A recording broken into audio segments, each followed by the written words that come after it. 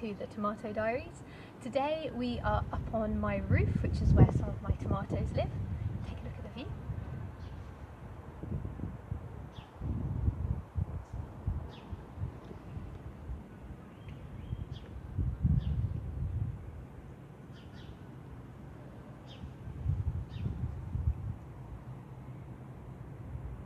I quite like it up here because I can nose everyone else's gardens and what's going on. So my tomatoes up here, they take a little bit of a battering because it's a little bit windy. So I have to make sure they're really well protected and tied up and supported. So today we're looking at tying up the tomatoes as we go along and something called pinching out. So if we have a closer look at what's going on here with the tomato plant, you can see that we've got the main stem, and then off the main stem we've got the main lots of leaves coming off pretty much at right angles, and then at about 45 degrees we've got these extra little shoots, and these are the ones that we're going to pinch out literally just by pinching with our fingernail, or you can use some little scissors and just take those off.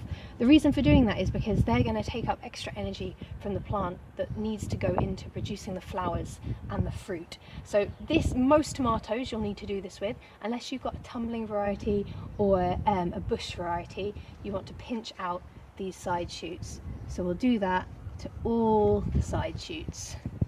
There we go. And then we want to support them. So you can see here I've got some supports going on from where I initially planted them out, but it's grown quite a lot since I planted them out last week. So again, we're going to keep going with the string, crossing behind the main stem, and then I've actually got a couple of supports in here, so I'm going to cross over them both before I tie it, giving the tomato some room to move. Again, up here it's a little bit windy, so I need to support them, but I don't want to tie them too tight. I don't want the stems to get damaged in the wind. So just giving them a gentle amount of support. You can also see these tomato plants, because they're up here and they're getting a little bashed, the bottom leaves are looking a bit sorry for themselves. As the plant gets bigger, they don't really need the bottom leaves, so you can quite happily snip some of these off. Again, it's going to put more energy into growing the flowers and the fruit. You can actually see here the flowers. I think they're starting, yeah, we're starting to get a few flowers on the top of this plant here. So for me, this is the indication that it's time to start feeding our tomatoes. So there's lots of different feeds that you can use for your tomatoes.